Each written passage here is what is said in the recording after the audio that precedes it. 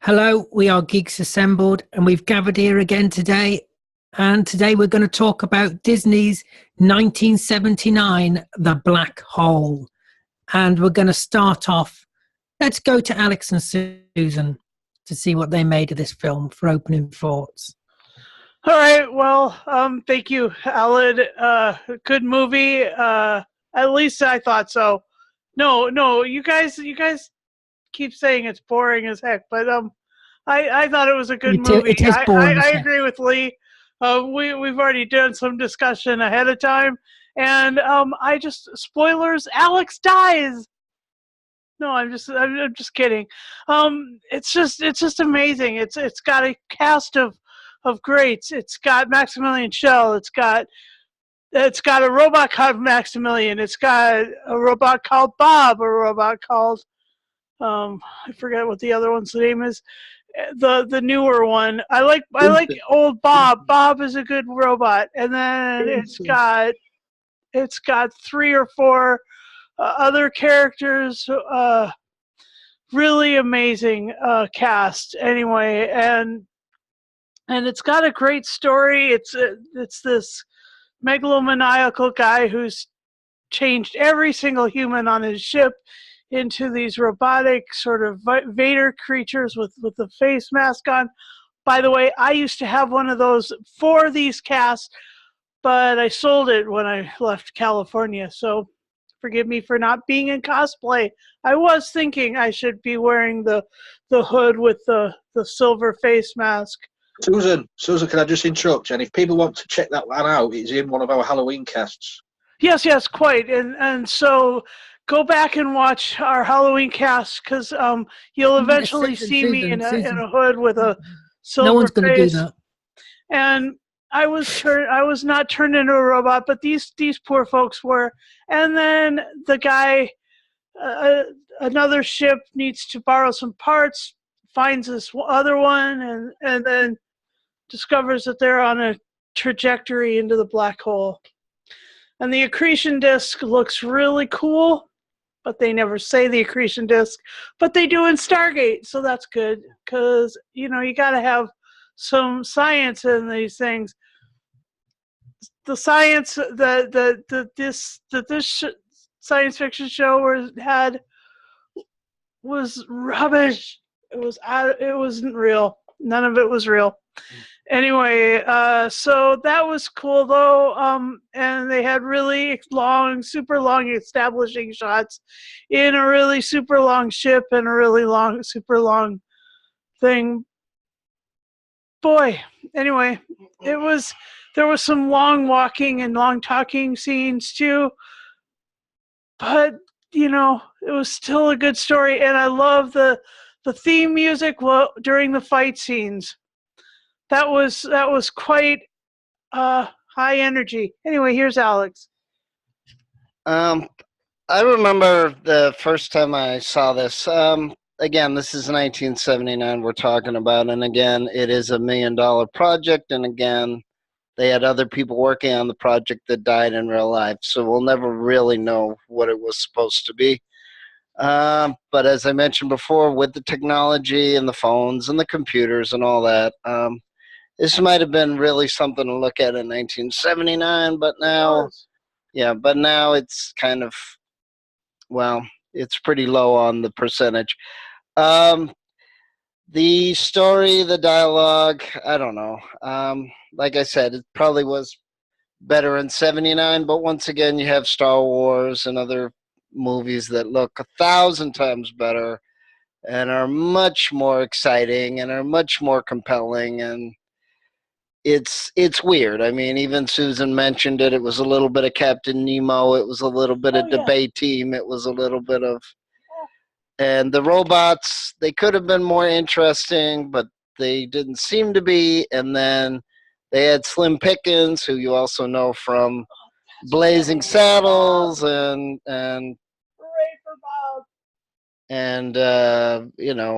Dr. Strangelove and all this. So the sad part is they had a lot of potential, and it looked good in terms of like the world and the background and the stars, but they didn't explain it. I don't know if they thought it was too preachy. There was a lot of talking. It was barely interesting, unfortunately, in terms of the story. So I guess the only way to really enjoy this is to have the sound off and just sort of have it in the background, or see if you can, use the backdrop, and that's about it. And yeah, it somehow the project kind of lost its way, and it was also better at the end when it was all visual and you didn't have to deal with any characters, because this is starting to make the Fantastic Voyage characters look extremely interesting. But I think we just did that one. But what I'm saying is the characters are better in Fantastic Voyage than they are on the Black Hole. So you probably, if you really want to stay in 1980, you're probably better off watching Empire Strikes Back, or even Flash Gordon. As campy as that movie is, at least it has more of a plot and more characters. So sort of disappointing. Visually might be cute, but again, the technology is so far advanced that it's kind of a spoiler, and we're so spoiled that that movie is barely visually interesting. So you're probably better off with Star Wars or Jurassic Park or some other movie. It would actually be more visually exciting, and certainly usually better plot and characters. Yeah, really, you'd be better off with any other film, Yeah. is what Alex is saying. Yeah. You do look like a pair of convicts, though, in those orange tops. Let's go to Beef Dad. See what his opening thoughts are. I saw it when it first came out. I quite enjoyed it. As you say, they have a hell of a cast, really, when you think about it. Maximilian Schell, Anthony Perkins, Psycho, Yvette Mimo playing Kate McRae, Ernest Borgnine playing Harry Booth. Ernest Borgnine is just absolutely brilliant. Whatever he does, he really lifts anything. Roddy McDowell, oddly enough, doing the voice of Vincent, the little robot. And yeah, it was brilliant. And Slim Pickens doing the voice of Bob, the damaged little robot.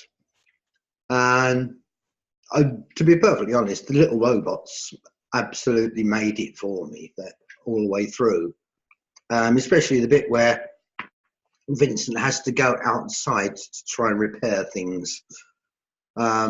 It's just so well done, and the relationship between him and Bob, it's just brilliant. It really is just brilliant and so funny.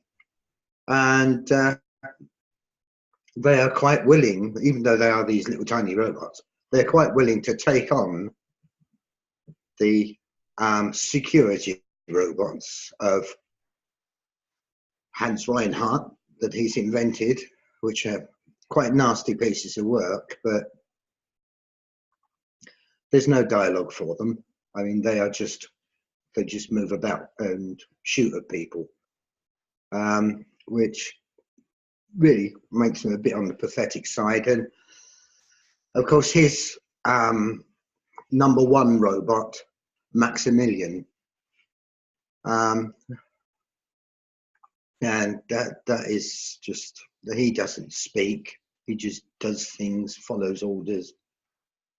Yeah, nothing wildly exciting story and dialogue wise, really, but there are a couple of moments that are really worth it. And the meteor storm is just incredible.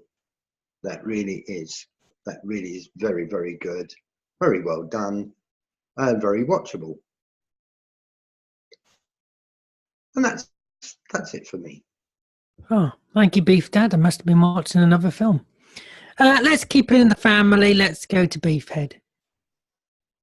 Hello there, and greetings from beautiful downtown Burbank. The Black Hole is, in my opinion, it's a forgotten classic, to be honest with you. Not only because of the robots. If you think about the most famous robots in history, you'll find it C-3PO, you'll find it's Robbie the robot, you will find R2-D2, but you will always find Maximilian from the Black Hole up there as one of those ones, because it is just an amazing sight, and it leaves a lasting impression on you. But for me, it's also Bob and Vincent, to be honest with you. There's something about it for the fact that they've given it, and I think this is where you get it best with robots, that you can identify with them, that they give them human eyes. So you can see something of character with it. You can relate to them amazingly well. Now, I love how this starts off, that you just find basically this ship that has been missing for 20 years, that's like passed into legend, floating adrift in space outside of a black hole, seemingly with no reason, just standing there empty. It starts off like a fantastic horror film. If you think of films like Event Horizon, which is something similar to it, that this ship that has been missing for years, it starts off amazingly atmospheric. And one thing you must, if you do nothing else apart from this movie, not watch the movie, listen to the soundtrack. Don't do what Alex says. Listen to the music, because the score on it is brilliantly amazing, orchestral. And if you think it sounds like a James Bond movie, it does, because it's John Barry who does the music, who did a lot of the James Bond music. It's fantastically atmospheric. And the shots that you get, where you've got the ship going over the darkened ship and then it lights up all of a sudden, is fantastic. Maximilian Schell is brilliant as the sort of sole guy who's been there on his own for 20 years and has gone mad. Yeah, there are enough elements to it. The bit where she's about to be converted into a robot and she's obviously got tinfoil on her head. Yeah, that's a bit naff. But I'll tell you what, this was 1979, and every studio had seen the success of Star Wars. I was thinking, right, we've got to make a space movie. And this is Disney doing it. And Disney went dark with this one. This was the first time Disney ever did a dark movie. And it's amazingly atmospheric. They had to innovate special effects because they weren't going to take from George Lucas and ILM, because they didn't want to do it at that time. So they did everything in-house. And in fact, they developed and furthered the system better. Without this movie, you would not have had Tron. So you have to think about how important this movie was. I think it's brilliant. Like my dad said, you know what I mean? Like Beef Dad said, there's an amazing cast. Anthony Perkins in it, Ernest Borgnine, Roddy McDowall, Slim Pickens. There are very few movies that will make me have an emotional reaction. And when Bob dies, it's watching it back to this morning, it still chokes me up, to be honest with you, because you gain an amazing affection for this little robot. I felt choked up because I knew it was coming, and I could still feel myself getting choked up watching it. Yeah, probably I can relate to robots better than I can to people. Perhaps there's something wrong with me emotionally, and I'm just dead inside. But it's superb. I've got to say, it's amazing. The ending is great as well, because you have, the Reinhardt is there trapped beneath a monitor in a destruction of his own making, calling out to the crew that he is converted into very, very creepy and scary robots, to be honest with you, because there is something human and hollow to them, even with the masks on. There's something very creepy and scary that you get earlier on, where Ernest Borgnine is talking to them and he can see his reflection in the mask but see nothing of the human to it. And it is, I think, I have to disagree. There's an amazing tension built with how it is played. Anthony Perkins, you think he's basically going to screw them over. He's going to be the one who's going to side with Reinhardt and go off with Reinhardt. And you think Ernest Borgnine is the one who's going to expose Reinhardt. But Ernest Borgnine, because you think about him, it's a Poseidon adventure. He's a good, reliable guy. No, he feigns breaking his leg and ends up legging it and leaving them all to die on the ship. So he's the one who turns tail and does them the dirty. And it's Durant who basically whips the mask off the robot. Now, if you want to be really deep on it and everything like that, I think Maximilian is McRae's father, because it's never alluded to. But he was the one who was representing the crew to Reinhardt, and Reinhardt killed him. And then after that, the rest of the crew ended up being converted. Now, when Vincent drills into Maximilian, he screams. And there's the bit where McRae and Durant are going to escape. And he's there holding the book of all the learnings, and he only kills one of them. He doesn't kill McRae, and he could have had the blades going on both sides and kill both of them, but he doesn't. McRae is saved, which says to me that that's her dad in there. But there's it's the ending as well is a little bit 2001, because there's a bit where they actually go through the black hole. The science, it's hokum, and they fired the science guy that was to do with it. But it's amazing that you just get a sort of analogy of purgatory and hell and heaven towards it and everything like that. Yeah, it's time and space and everything broken. It's an amazing film, in my opinion, and a forgotten classic. Wow, beat that, Lee. Well, I've got to agree with what everybody has said. It works on some levels, and it doesn't work on other levels. No, Alex was pretty sure that it doesn't work on any. Well, that's his opinion. He's down to a different opinion. No, I didn't. I didn't say it doesn't work on any level. Go ahead. But yeah, I agree. I mean, I remember when this came out in '79. As it's been said, this was Disney's answer to the Star Wars phenomenon. I mean, there was plugging this movie a hell of a lot back then. You had all the action figures. They were plugging it in schools with the novels, the selling pens and stuff like that to all the kids. But it didn't work in the cinema for some reason. As I mentioned to Alid the other day, this is the first Disney movie to get a PG rating.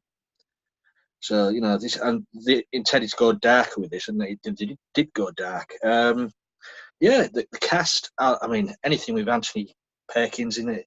Wasn't 20,000 Leagues Under the Sea dark, though? It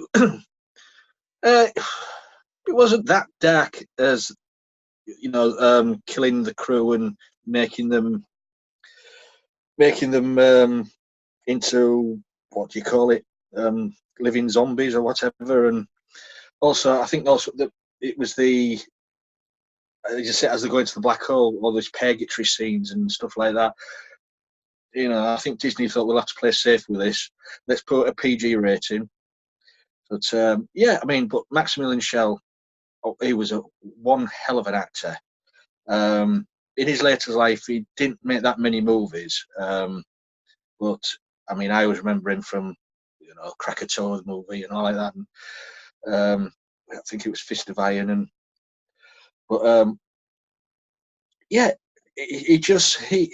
His character, it's just his madness is there. Even in his eyes, you can see the madness and his determination to go through that black hole, no matter what. No matter what, he didn't care about anybody else. He was going to go through it. Maximilian the robot, yes, it is. I agree with what Beefhead said. It is an iconic robot. It is up there with all the greats. Great design. I said, but I don't understand the final scenes. Where they go through the black hole. And that, but the Reinhardt and Maximilian coming together, I just didn't get that. I just don't understand that. If anybody's got an answer for that, well, they're going to hell. Are they? They've gone to hell. It's Maximilian in the shell. Oh, yeah, I bet he wrote that one down. It's visually it's effective, because that's what all these years since first saw it. That scene with Maximilian and Rana in space coming together and the eyes in the visor has always stuck with me. And then with the Maximilian on the rock there with all the flames, very, very that always it's always been there with me, that scene.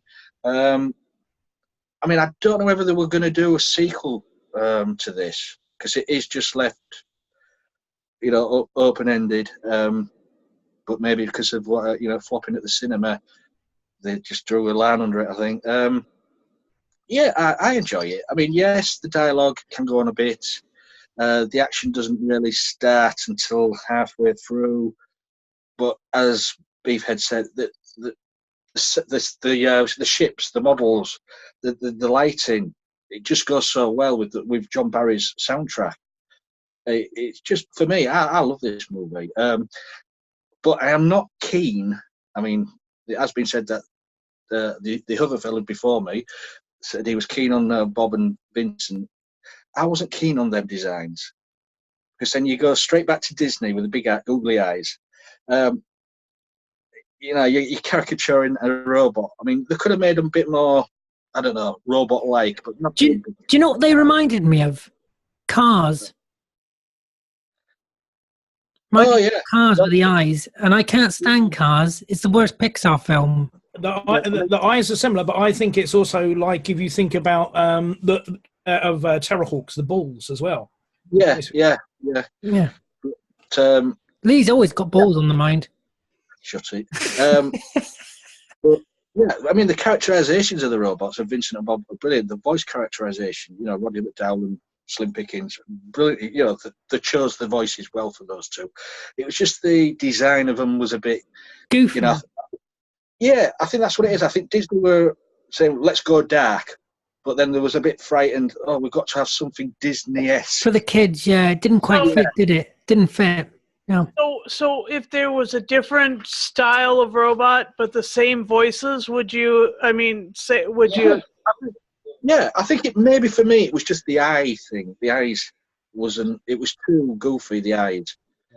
Yeah, the eyes didn't work. No. Yeah, if they'd done a slightly different design, I'd have been fine with that. But if you're going to go down a darker route for a movie, even if you're Disney or whatever company, don't go back to a goofy thing for, if you go dark, you got to go dark. That's in my opinion. So, but yeah, I enjoy this movie. That's it. That's it for now. Yeah, the robots reminded me a bit of Battlestar Galactica as well. Thought there was a bit of that in them. But this was Disney's answer to Star Wars, and now so many years later, they now make Star Wars. That's quite ironic, isn't it? But for this film, it's terrible. I'm sorry. It's so boring and dull. The script is crap. The story is crap. The effects are crap. With the asteroid, and when they have to move out of the way, when the asteroid's coming through the ship, and it's coming in such slow motion. They might as well have had a cup of tea and a cake waiting for it to come after them. I mean, it was absolutely ridiculous. Now, this film is absolute diabolical mess, and it's absolutely crap. Let's move on to favourite moments, Alex and Susan. Well, I do like the Einstein-Rosen bridge looking like a cathedral. That was trippy. They mentioned Einstein-Rosen bridge, and Maximilian, or no, the captain of the big ship, he mentioned the Einstein-Rosen bridge, and then when you see this thing that looks like a tunnel, it's like got Gothic arches, sort of like a cathedral, and that was really interesting to me. And that's what I thought was their answer to the bridge. But when they come out the other side, they don't come out another black hole. They come out into a white nebula where a star is being born, which makes no sense. But that's just that. But it was so pretty. Oh my gosh, it was so pretty. I thought it was so pretty, and I love the interplay between Bob and Vincent, and I love it when they're playing the shooting game with the other robots in the entertainment section, and they beat the other robot. That was cool. No, I thought that was just stupid. All right, well, That I thought you might, but here's Alex. Okay. Yeah, it like I said, 2 or 3 people died before they could really finish the movie, and they had to have other people take over.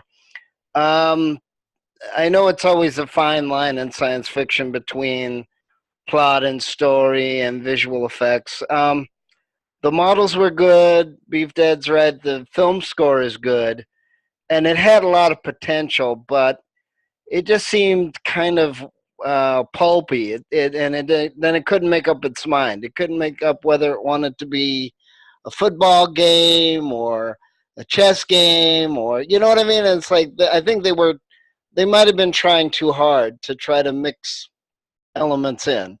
And the robots aren't bad, but then again, just like Al had said, now you have BB-8, and BB-8 looks a heck of a lot better than those two. So it's I know it's a different decade, but it just seemed like it didn't quite blend in together. And like I said, you can watch other science fiction movies, and don't forget the other movie and the other series that they're always making fun of, both Flash Gordon and Buck Rogers. And even when the TV show was bad with Gil Gerard, it had a lot better looking villains and a lot better looking robots than this mess. So, but again, remember, we didn't have the internet, we didn't have a lot of things, so I guess they were trying hard. It's a shame in a way. It didn't quite work. I could see what they were trying to do, and I love the models, and the music was good.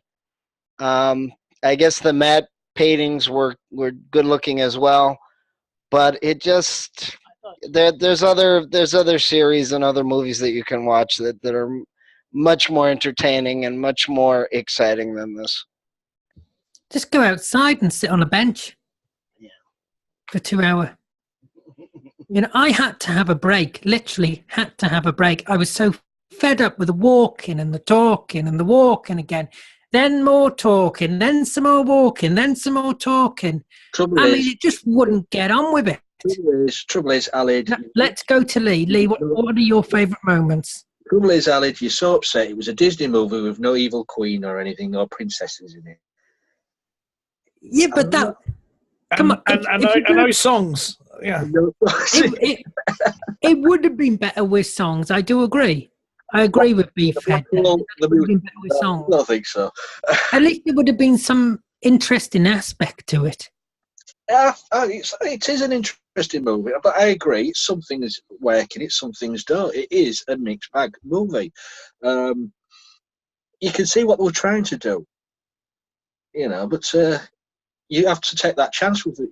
You're in the film world. You've got to take chances with movies, and they took a chance with this, and it didn't work.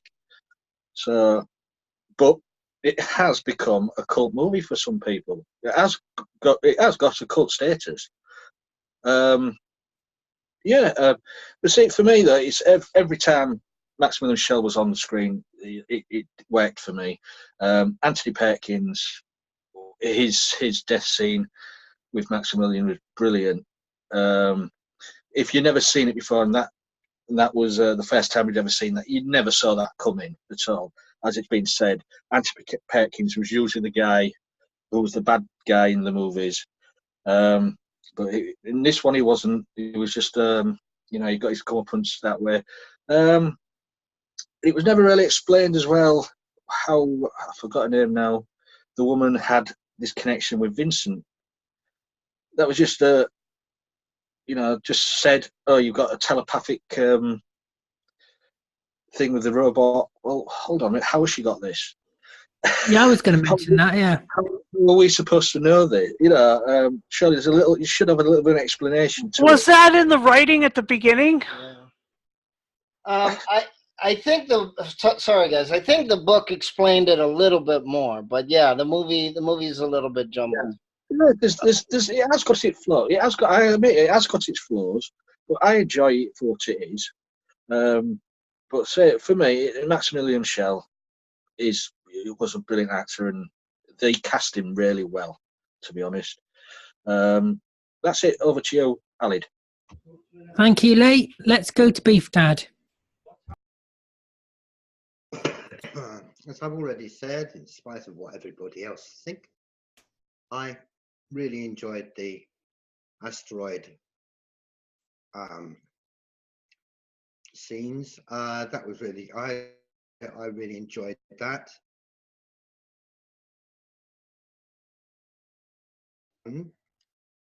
The score for this is absolutely amazing. I love the music for it. It is brilliant. What really cheered me up was, and I'd forgotten she was in it, but Yvette Mimo playing Dr. Kate McRae. I had seen her almost 20 years, or well, it was 19 years earlier.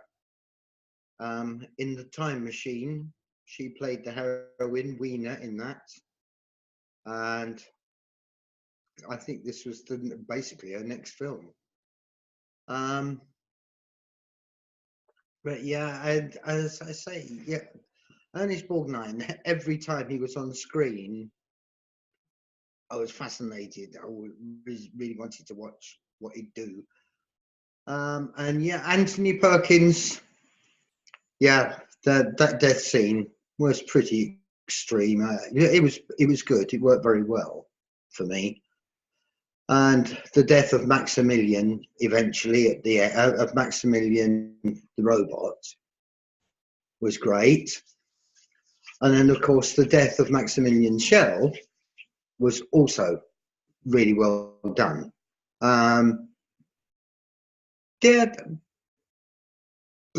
Yeah, Vincent and Bob, every moment that they were together doing a bit was quite magical. And yeah, all right, fine. They had those funny little human-like eyes, but they weren't entirely human-like. And they were, I think, they were put there for the kids, so that not all robots would scare the kids in this. I mean, I remember the toys that you could buy around this time, and lots of children wanted the little robots. They weren't so bothered about Maximilian and the rest of them. That they all wanted the little robots. They were very, very popular with the kids at that time. And yeah, the critiques on it at the time, a lot of them were saying, that they'd expected more from Disney. They'd expected it to be a bit better. But I still found it very enjoyable and very relaxing to watch. Yep, let's go to Beefhead. I will still, plant my flag in the sand and say it's an amazingly, tremendously great movie. Sorry to be the dissenting voice, but sometimes that's just how I am. If you think about it, Star Wars in itself was a Western set in space. So to have someone like Slim Pickens doing the old robot, and it's beaten up, and he's like in a Western, the old gunslinger. There is a something great about him, because to be honest with you, they have suspicions. Ernest Borgnine sees the robot limping, and it's sort of like, there is a point of, is this like a thriller? Is this like a Western?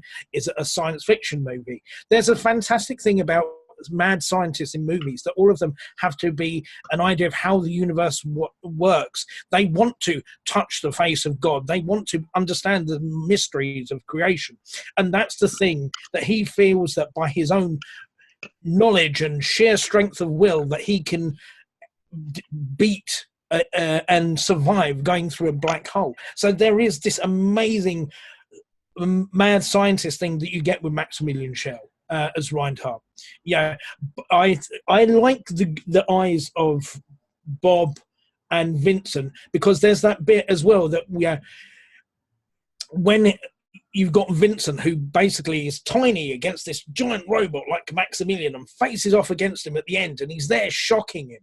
and then you just like get the head comes up out of the tin can, and then the head goes up, and you see, and it's like the eyes get angry. They're not googly eyes anymore, they're angry eyes. And it gives emotion to a character that does not have emotion.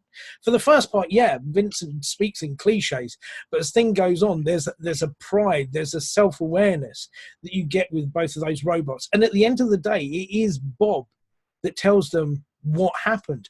Bob says, I was here, and I saw what happened, and everyone died. And he tells that to Vincent, and then Vincent relays it to the crew, and they are willing to, and they're willing to risk their life for this robot. So it's as much a part of the crew as anyone else. It's not a disposable unit. So it's an amazing film.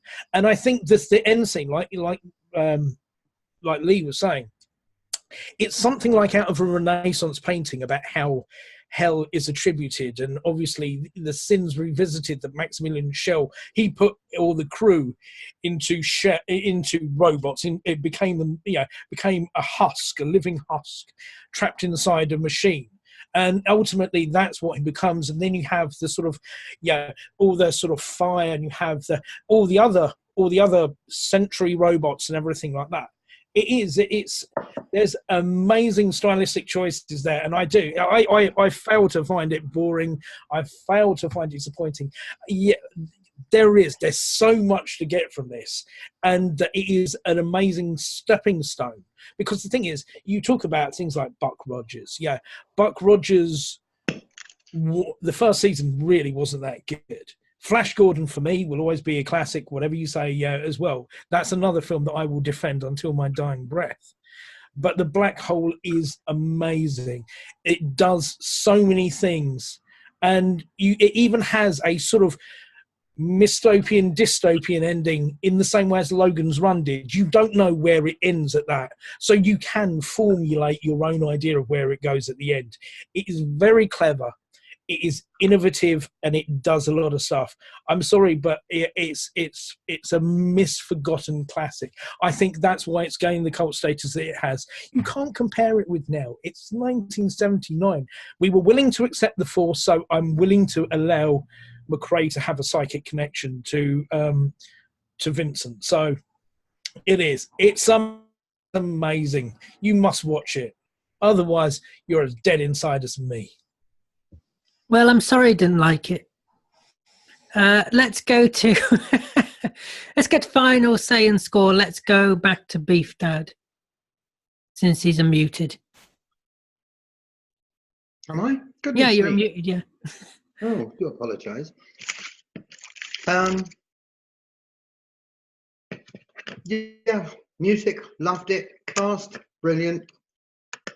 Yeah, there probably were a few things that could have been improved, but the difficulty was this was 1979, and if you look at it with today's mind, you're going to knock down the score. But I'm telling you now, watch Doctor Who in 1979 and compare it to now. There's differences. It's inescapable. Shut up. But I saw it when it first came out, and I loved it. It was absolutely brilliant. It was a piece of magical piece of cinema for me, and it gets a 10. And of course, my son will probably give it a 10, but then he was only 2 when it came out. Well, let's find out. Let's go to Beefhead.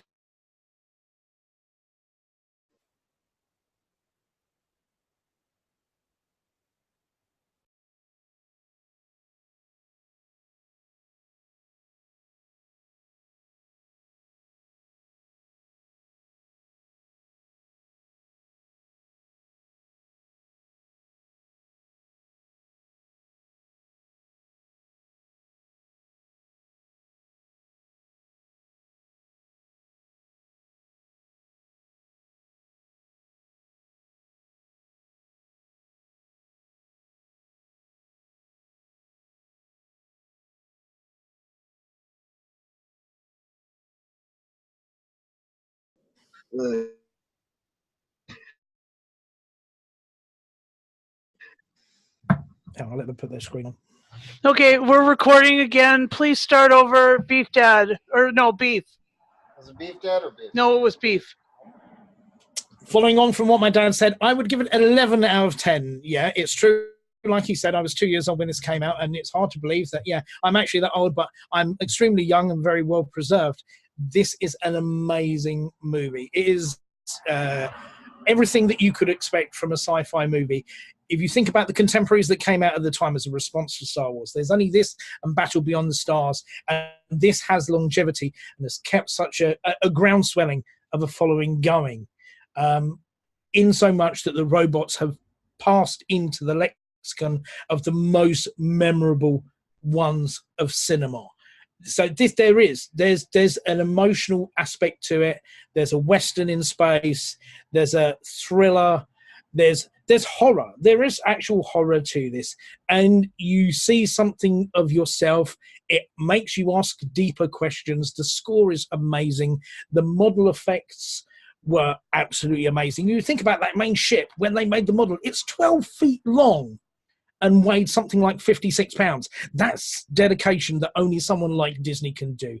It is amazing, and you must go and see it. It's an 11 out of 10. It's just too good. It's too cool for school. It's the black hole. Go and see it wherever good films are shown.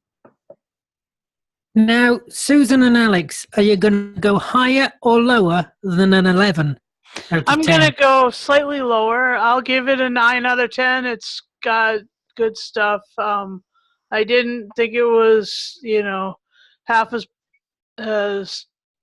tiresome as other people in the cast, and I thought it was, but I didn't think it was like all that in a bag of chips. But I would give Maximilian and Ernest Borgnine and Anthony Perkins, those guys that really,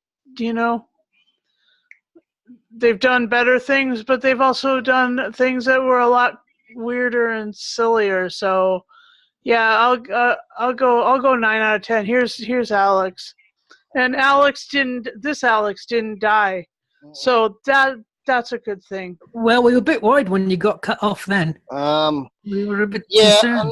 Yeah, unfortunately, I can't give this a good review. There were other sci-fi movies.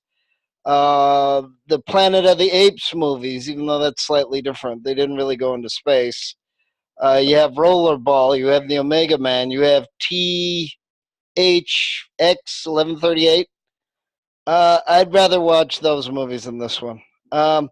It's trying, and it's a shame that it didn't quite work. It had great model work. It had robots that had potential. It had a good music score, but somehow the characters, except for Maximilian Schell, it's kind of falling down. I'd rather be watching Fantastic Voyage than watching this one. Maybe TV-wise, it wasn't doing as good, but I mean, Doctor Who did do some very good episodes in 1979 as well, regardless of the differences. So yeah, I'd have to give it. I'll give it a 6, but only because of the music and the cast. Otherwise, it would get lower than Fantastic Voyage, and I prefer that one better than this. If you tried to give me this movie for free, I'd say no, thank you. So I'm not really Throw a it fan into of the this. black hole. Yeah. So. I'll take it, even if you won't. Heathens. Let's go to Lee. Well, I enjoy this movie. As I said, the acting in it for me is brilliant. And I have pointed out it has got its certain flaws. It's still an enjoyable movie. I agree with what everybody has said. I even agree with the bad points, and I agree with the good points. So on that note, I'm giving it a 9. So it's still a good score. It's just that some of the flaws have just dropped the scores a bit. And yeah, I'm not judged it by today's standards. I know it's 1979. They did what they did with what they had at the time. And for me, they did a good job. So it's just some of the dialogue and stuff like that and just didn't work for me. So yeah, a 9 from me. Thank you, Lee. Well, Susan, all I can say is that Christmas Homecoming was better. And we're going to take more of your Hallmark suggestions after this, Susan. Because Good. it's an I'm glad improvement on because what I Lee do have really nice offering. taste in music in romantic movies. Yes, this Khalid, you're banned. Get out. this film was dull, boring, awfully executed. The effects were bad, apart from the model shots of the ships and things like that. But the effects overall were poor. The acting, they just didn't feel like they were trying. There was no emotion from the characters. Maybe that's partly to do with the script. I don't know. The robots, they just all looked stupid, I think. I'm going to give it a 2. And that's as high as I'm going. I think I'm being very generous there. It's a 2. Alan, do you think 2001 is a bad movie? I haven't seen it. Oh. I'm putting it on the list. Really? Put him on the list. Is he kidding or what? This is slower than the first Star Trek film. You could put.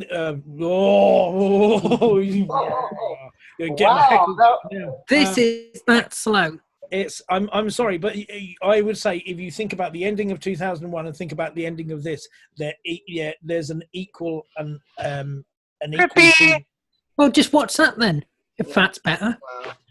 But I hate to say it, but even though 2001 is slow, I mean, you gotta love Hal. Hal was creepy. That was just great. You know, I mean, come on. I love Alex. He doesn't know what we're talking about. He's never seen it.